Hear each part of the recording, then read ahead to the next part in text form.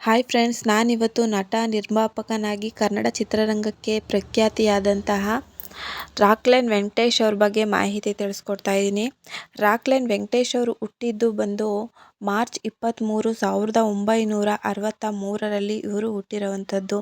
ಇವರ ಹೈಟ್ ನೋಡೋದಾದರೆ 5.7 ಅಂತ ಹೇಳ್ಬೋದು. ಹಾಗೆಯೇ ಇವರ ಏಜ್ ನೋಡೋದಾದರೆ 68 ವರ್ಷ ವಯಸ್ಸಾಗಿದೆ ಇವ್ರಿಗೆ. ಹಾಗೆಯೇ ಇವರು ನಿರ್ಮಾಣ ಮಾಡಿರುವಂತಹ ಮೂವಿಗಳು ನೋಡೋದಾದರೆ ಪ್ರೀತ್ಸೆ, ಮೌರ್ಯ, ದಿಗ್ಗಜರು, ಕೋಟಿಗೊಬ್ಬಟ್ಟು ಮುಂತಾದ ಯಶಸ್ವಿ ಚಿತ್ರಗಳನ್ನು ಪ್ರೊಡ್ಯೂಸ್ ಮಾಡಿದಂತಹ ನಿರ್ಮಾಪಕರು ಅಂತಲೇ ಹೇಳ್ಬೋದು ನಮ್ಮ ರಾಕ್ಲೈನ್ ವೆಂಕಟೇಶ್ ಅವರು. ಹಾಗೆಯೇ ಇತ್ತೀಚೆಗೆ ತೆರೆ ಕಂಡಂತಹ ಕಾಟೇರಿ ಅನ್ನೋ ಮೂವಿಲಿ ಕೂಡ ಇವ್ರನ್ನ ನೋಡ್ಬೋದು. ಹಾಗೆಯೇ ಇವರೇನೆ ಈ ಮೂವಿನ ಪ್ರೊಡ್ಯೂಸ್ ಮಾಡಿದರು ಅಂತಲೇ ಹೇಳ್ಬೋದು. ಈ ಒಂದು ಮೂವಿಲಿ ದರ್ಶನ್ ನಾಯಕನಾಗಿರ್ತಾರೆ. ಆದರೆ ಇದು ಅಷ್ಟೊಂದು ಯಶಸ್ಸನ್ನು ತಂದುಕೊಡೋದಿಲ್ಲ ನಮ್ಮ ರಾಕ್ಲೈನ್ ಅವ್ರಿಗೆ.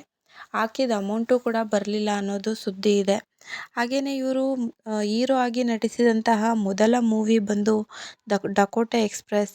ಈ ಒಂದು ಮೂವಿಲಿ ಇವರು ನಾಯಕ ನಟನಾಗಿ ಮೊದಲು ಕಾಣಿಸ್ಕೊಳ್ತಾರೆ. ಆನಂತರ ಬಲರಾಮ.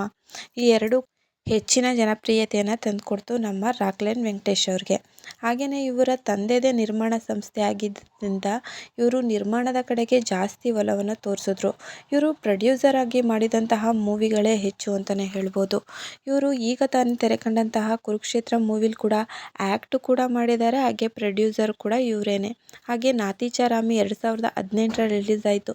ಈ ಒಂದು ಮೂವಿಗೂ ಕೂಡ ಇವರೇ ಪ್ರೊಡ್ಯೂಸ್ ಮಾಡಿದರು. ಹಾಗೆ ಅಂಬರೀಷ್ ಅವರ ಕೊನೆಯ ಚಿತ್ರ ಅಂತಲೇ ಹೇಳ್ಬೋದು ಅಂಬಿ ನಿಂಗೆ ವಯಸ್ಸಾಯಿತು.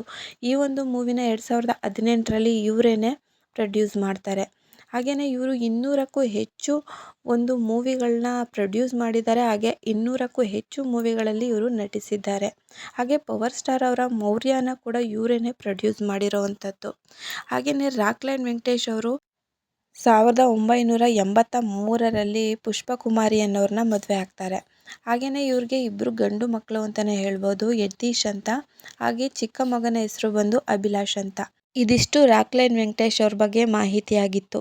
ಈ ವಿಡಿಯೋ ನಿಮಗೇನಾದರೂ ಇಷ್ಟ ಆದರೆ ಲೈಕ್ ಕೊಡಿ, ಹಾಗೆ ಸಬ್ಸ್ಕ್ರೈಬ್ ಮಾಡ್ಕೊಳ್ಳೋದನ್ನು ಮರಿಬೇಡಿ.